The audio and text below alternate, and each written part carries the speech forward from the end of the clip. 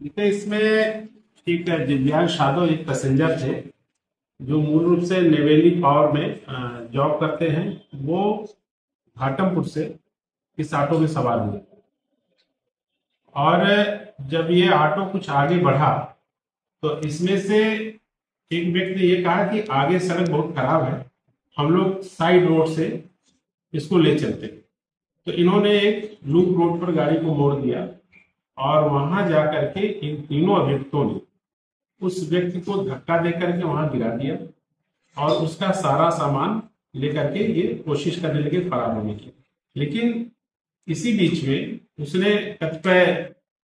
उसके नंबर और उनकी हुलिया आदि की जानकारी हमारे प्रभारी निरीक्षक को दी और उसके जो तहरीर के आधार पर इसमें अभियोग दर्ज हुआ था। इसमें जो सीसीटीवी कैमरे एवं जो हमारा ह्यूमन रिसोर्स और जो भी हमारी मुखबिरी है उसके आधार पर इस ऑटो का नंबर हमारे इंस्पेक्टर साहब ने और उनकी टीम ने, और जिसका नेतृत्व हमारे एडीसीपी साहब एसीपी साहब कर रहे थे, इन सबके बहुत ही अथक प्रयास से सार्थक प्रयास से इस ऑटो का नंबर ट्रैक हुआ।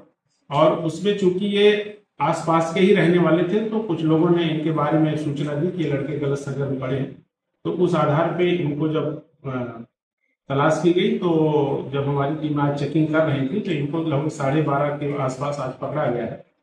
और इन्होंने इस संपूर्ण घटना को स्वीकार किया है। और इनकी निशानदेही पर जो इसमें घटना में जो ऑटो प्रयोग हुआ था उसकी भी रिकवरी हुई है।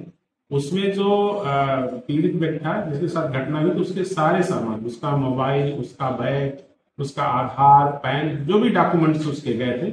इसमें सभी की रिकवरी हुई है। तो इस प्रकार से एक अच्छा गैंग था जो ये किराए पर ऑटो लेते थे और एक आदमी इसमें ऑटो चलाता था, 2 पैसेंजर के रूप में पीछे बैठ जाते थे और किसी एक या दो या किसी कमजोर पैसेंजर को गाड़ी में बैठाते थे और रास्ते में उसको जो है उतार करके उसका सामान ले लेते। इस प्रकार इन्होंने घटना किदवई नगर में भी की थी।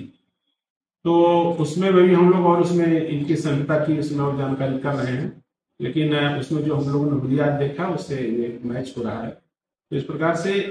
इस प्रकार की जो घटनाएं इस क्षेत्र में हो रही थी,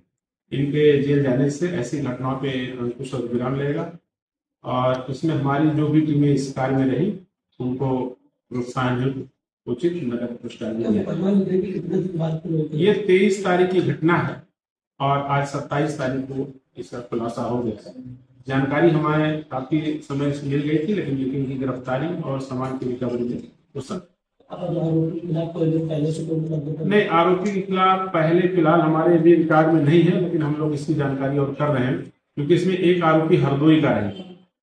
तो वहां से हम लोग जानकारी कर रहे हैं और 2 आरोपी हमारे यहाँ लोकल सेनपारा क्षेत्र के ही रहने वाले हैं, गंगा मंदिर के पास से। तो इस प्रकार से इनका एक आपस में कनेक्शन है